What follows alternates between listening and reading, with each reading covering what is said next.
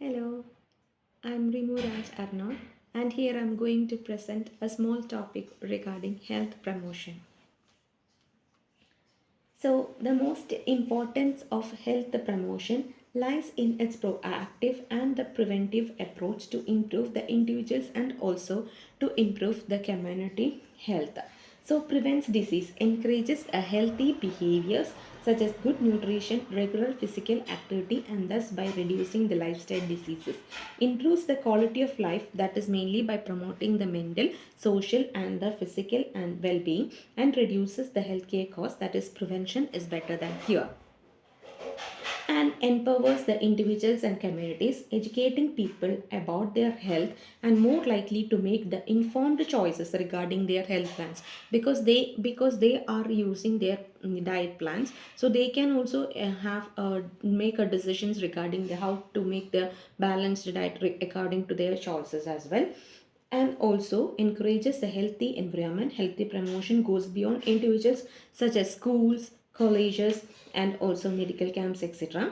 Reduces health inequalities, that is mainly by targeting at the risk population and addressing the social determinants of health like income, education, so that they can help close the gap in the health disparities. So this is the health promotion model.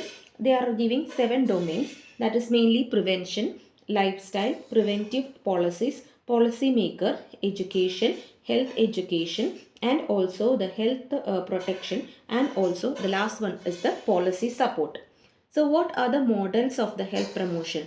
The medical model focus mainly disease prevention and about the treatment, approach using medical interventions to reduce the illness, approach, and so what they are using is mainly a diagnostic purposes. Their mainly focus is mainly to the reduce the diseases and illness. Okay, and what are the role of professionals? So that is expert who diagnoses and treats, so that is mainly a doctor or the healthcare professionals. And criticism reactive and focused on illness, not on the holistic health. So the behavioral change model focus individual lifestyle choices are the approach, encourages per person responsibility for health. So that is a healthy diet, example healthy education campaigns, etc. And what are the criticism faced on this model is mainly ignore the social or the economic factors which is influencing the behavior. The next model is about the education model. It mainly focuses on the knowledge and understanding. Approach provides information to enable informed choices. Goal in empower people with knowledge, for example, sex education, about the nutritional requirements, and also about the balanced diet. So, what are the criticism faced on this model is mainly assumes that knowledge alone can change behavior, because the education doesn't make a person to change the behavior as a whole. So the person have to change himself, that he wants to take a healthy diet, he wants to become stay healthy and active. Then next one is mainly the empowerment model. So focus enabling individuals and communities to take control of their health. Approach collaborative, listens to persons' views and support self-care and community development. Role of professional, facilitator, not the authority. So what is a strength based upon this model is mainly encourages equality and addresses social determinants of health. The next one is mainly the social change or the socio environmental change. It mainly focus on changing the economic, social, and the environmental conditions. Approach which mainly target on the policies, living conditions, inequality, and public infrastructure. So example is mainly a smoke-free legislation, school meals, and also a better housing developments and all. And strength tackles the root causes of the poor health, not just focusing on the symptoms. So that is, it is mainly a very good model, because it's not only basing on the iceberg of the iceberg of the symptoms, but they are going deep into the root causes as well. Then coming to the summary of the current models, as the medical model mainly focus on the disease prevention and treatment, the behavioral change model emphasizes on encouraging the individuals to choose one's own their healthy lifestyle. The educational model aim to inform the individuals through the education purpose. The empowerment model emphasizes enabling the individuals and communities to take control of their health while the social changes model addresses the broader social and the environmental factors which is affecting the health. So together these models make a comprehensive approach to the improving health outcomes. Next one, we can mainly comparison any of the two models of health promotion. So here I have taken the behavioral model and also the empowerment model. So the behavioral change model, what is the strength means it is very easy to implement in clinical settings because it's mainly targeting on the treatment and also to reduce the illness and all, and effective for targeting specific risk behaviors. Limitation places responsibility solemnly on the individual and often ignores the social, economic or the cultural barriers to change. The next one, the empowerment model. Strength promotes long-term sustainable health improvement, addresses the social, the wider aspect of the social determinants of the health as well, and limitations that can be time consuming and the resource intensive may require organization or the policy report for this empowerment model as well. So this is a comparison of the two models I have put in a tabular column. So first one is behavioral model and second one is the empowerment model. So focusing on the behavioral model, individual lifestyle change, empowerment model, self-determination and community control, and approach it is mainly the behavioral models is a directive and the educational one, and whereas the empowerment model is a collaborative and a supportive one. And role of nurse here, behavioral model it is just an educator, but in the empowerment model it is just a facilitator, not an educator. And strengths, what is mainly in the behavioral model, it is targeted and also the measurable, we can measurable the outcomes, and the empowerment model it is sustainable holistic health. And coming to the weakness or the limitations, it mainly ignores the social context, that is about the behavioral model. And coming to the empowerment model, it mainly resource heavy and little bit slower in process. So the evaluation summary, medical and the behavioral change models are the effective for a short term purposes. So that is individual level outcomes. This medical and also the behavioral change model is the perfect one. And also when coming to the education and the empowerment models are better for building a long term awareness and self care. Social change model is the most effective for addressing health inequalities and improving public health at a systemic level. So, a combined approach using elements from all models is often the most effective strategy in nursing and public health practices. Next, coming to the health promotion initiative.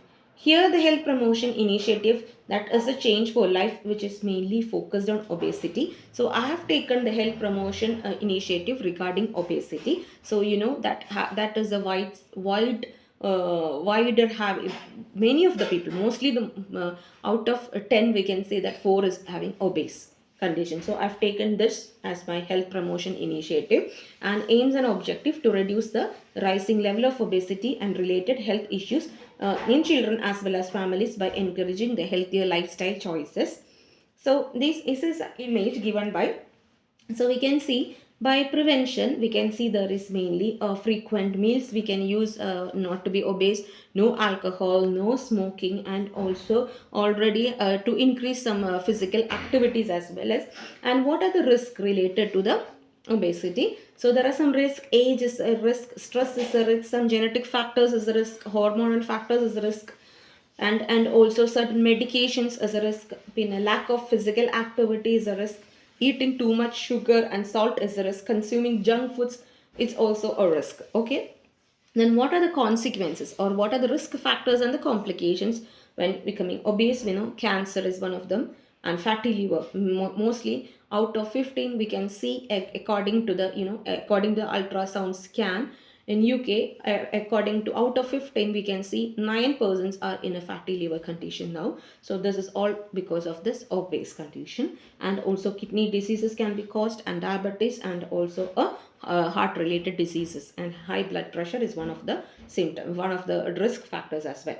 Then this is obese, this is a obese. So to find out if we are a normal weight person or an obese person or an overweight person or an underweight person, we have to basically check the basal metabolic index, that is BMI. So we can from the BMI we can find out whether we are in which category, whether we are overweight or underweight or moderate or a obese person. So we can find from that one. Then health promotion initiative obesity. So what are the objectives I have found through? So raise awareness of the risk of obesity and unhealthy lifestyle diseases, promoting balanced diet which includes more fruit, vegetables and lower salt and sugar intake, encourages the physical activities as well as support parents and carers in making healthier choices for their families, promote providing the accessible low cost resources, example the meal plan such as. Then this the 12 tips to be very healthy, that first we have to eat a healthy diet and also to be physically very active, get vaccinated, no using of tobacco, no using of alcohol. Every time we have to be make our mind, so that is mainly the physical, mental and the spiritual well-being in a good way and a good strength as well. And also practice good hygiene. Some of the problems is mainly the sleep issues. Sleep problems can also increase having a risk of this obesity, and also the hormonal changes. So regularly check your health as well, and also practice the practice using good food, a balanced diet as well. So evaluations of effectiveness, national reach, change for life. So this is the campaign used for the obesity, change for life, that has successfully reached millions of households through the ads, posters, schools, and also the social media. It is one of the UK's the best and recognizable public health brands aims at the families on obesity. So what are the behavioral changes done in this one is mainly according to the evaluations by Public Health England. Over many families were being registered to this change for life, and the schools also using the 10-minute shake-up, that is mainly to increase the physical activity. And really this 10-minute shake-up worked among most spreadly among the UK schools, and it is the best best implement to improve the physical activities as well. This is the posture that we have done for the change for life obesity. So see, give peace a chance, don't wish, run out, run about, we are living for. So this is a very attractive postures they are used for the change for life campaign about regarding the obesity. And evaluations of effectiveness, health inequality targeting. The initiative successfully targeted low income families where obesity rates are very high. So materials were be designed to be low cost and practical, helping families regardless of social economic status. So what are the limitations? So what are the criticism based on that? Argued that the campaign alone isn't enough with the broader changes, for example school meals policy, food regulations, etc. So that is also a point, because we can implement the changes on the individual level or even at the family level, but we cannot change a wider broader aspect. So what we have to do is mainly the policy makers have to also come to consider that in the school meal policy as well as, and also the food regulations, etc. So what are the contributions to improving public health? We are looking about that. So Public Health England, that is PHE, that is a short form used here, made a significant contribution to improving public health in UK through the Change for Life initiative, particularly in addressing the obesity among the adults and the children. So now considering about the key contributions, it raising awareness at national scale, used mass media campaigns to make the public more aware of the dangers of obesity. As we already seen that there are many ads using, so it's very attractive ads, and they have given posters across the schools, colleges, and all in the, even in the malls and also to make attractive to the public as well. And also clear messages about the sugar, fat and portion sizes according to the balanced diet. Already we have seen that when NHS they have used a eat plate one, that's a very good one. So it can show how much portions of nutrition, how much portions of carbohydrates, proteins, fats that have to be consumed in a day as well as. And also activity levels have helped the families in understanding about the lifestyle disease. So what are the lifestyle diseases? We know as that diabetes, high blood pressure, all those diseases that can be controlled by using this one. So that is very good contribution as well. Next one is empowering the behavioral changes for life. So that is mainly offer the practical free resources such as meal planners, snacks map, and also the physical activity. That is really ideas for parents and also for the schools. And also this campaigns like Sugar Smart app. So that is really a good app that we can scan the food products that we are going to consume. So we can see about what calories it contains. So how much sugar it contains, how much calories it contains, and how much energy. So everything we can find it out, and we can decide whether we want to eat it or we have to leave them away. So these are also, it's a very good app. It's a Sugar Smart app, and it is widely used in UK as well, and reducing the health inequalities, focused on reaching the disadvantaged communities where obesity rates tends to be the very higher, and working with local authorities and schools. So we alone can do a not a change. So we have to get support and also innovative ideas from the social authorities as well as and also from the schools. So supported by the social councils, GPs, that is health practitioners, schools and children's centers, creating a multi-agency approach to public health.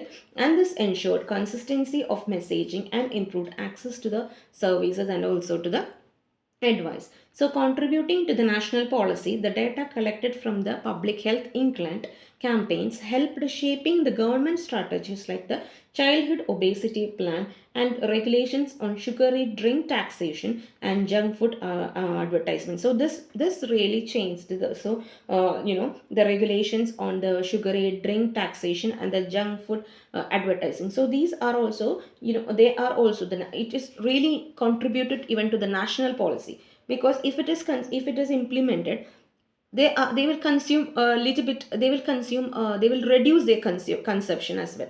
So they also implemented, and that is very good for the improving the public health as well. And regarding to the conclusion, Public Health England, through the Change for Life initiative, has made a valuable contribution to improving the public health in UK by promoting healthier eating and physical activity, especially among children. Its wide reach collaboration delivery model and focus on reducing the inequalities show how public health organizations can empower individuals and influence the national health behavior. However, long-term success requires continued investment and a broader societal change. So, if we have to move on this basis, we have to work more harder, and also we have to implement in the societal changes as well. So, and these are my references. Study materials taken from the Learn Direct. Next one, Department of Health and Social Care in 2020, Tackling Obesity, Empowering Adults and Children to Live Healthier Lives, govern.uk. And NHS 2023, Change for Life, Eat Well, Move More Life and Live Longer, NHS Choices. And Public Health England 2016 Campaign Evaluation Report, access to the 14th June of 2025. And also World Health Organization 1986, and Auto Charter for the Health Promotion, and images from the slidestock.com, WHO, World Health Organization, and also the opner.com. So thank you for listening my topic, health promotion. Thank you very much.